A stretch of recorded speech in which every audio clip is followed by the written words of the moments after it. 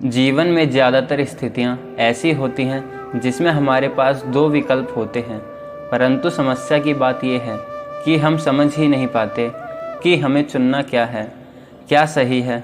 उन दोनों ही विकल्पों में ऐसा होता है जो हमारे जीवन को बना भी सकता है और हमारे जीवन को बिगाड़ भी सकता है।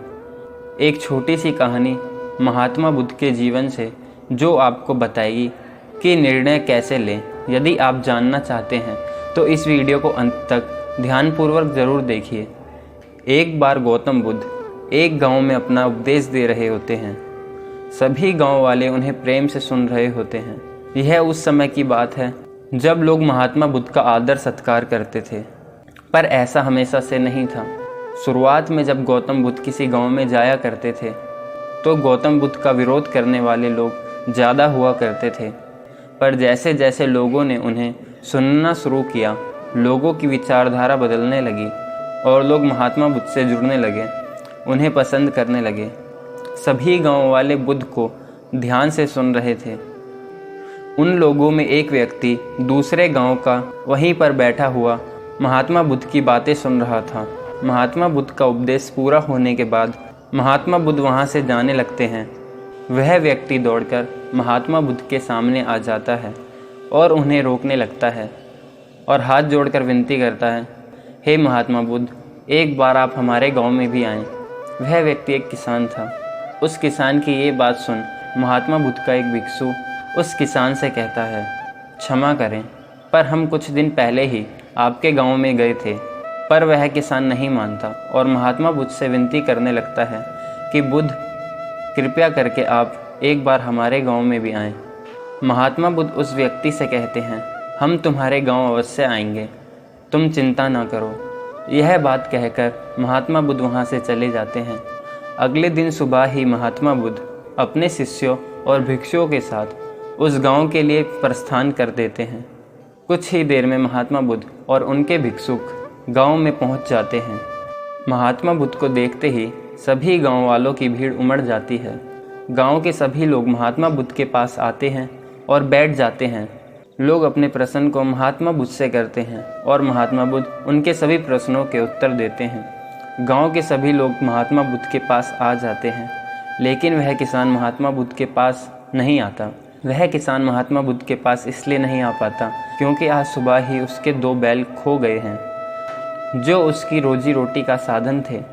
वह घर में चिंतित बैठा हुआ है और यह सोच रहा है कि वो बैलों को ढूंढने जाए या फिर गौतम बुद्ध को सुनने के लिए जाए। वह पूरी तरह से दुविधा में फंस जाता है।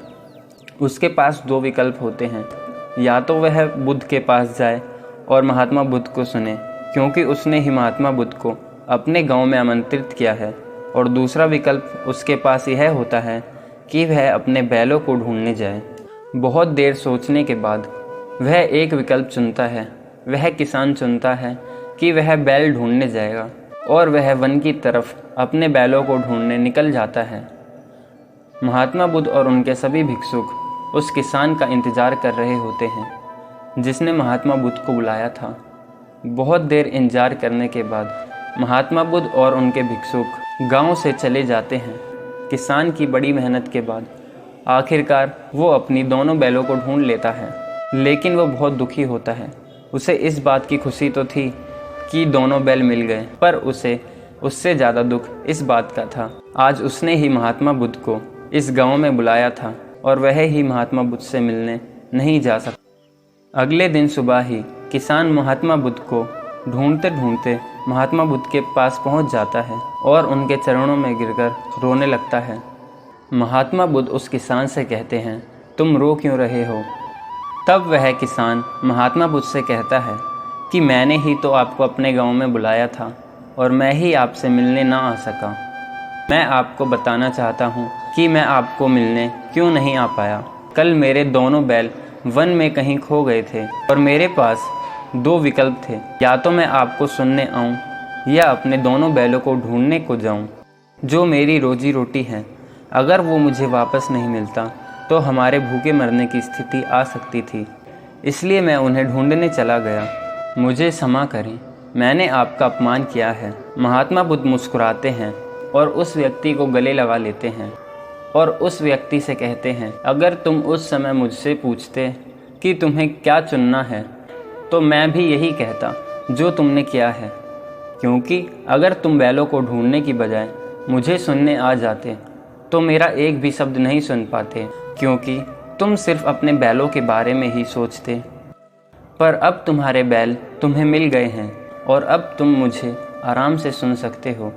महात्मा बुद्ध कहते हैं, मैं खुश हूँ इस बात को जानकर कि तुमने कर्म को चुना। महात्मा बुद्ध की ये बात सुन उस व्यक्ति के मन से बोझ उतरता है और वह व्यक्ति आराम से बैठकर महात्मा बुद्ध को सुनता है। दोस्तों, अगर आपको इस वीडियो के माध्यम से कुछ नया सीखने को मिला हो तो इस वीडियो को अपने दोस्तों के साथ ज़्यादा से ज़्यादा शेयर कीजिए और हमारी वीडियो को लाइक, चैनल को सब्सक्राइब करना ना भूलें।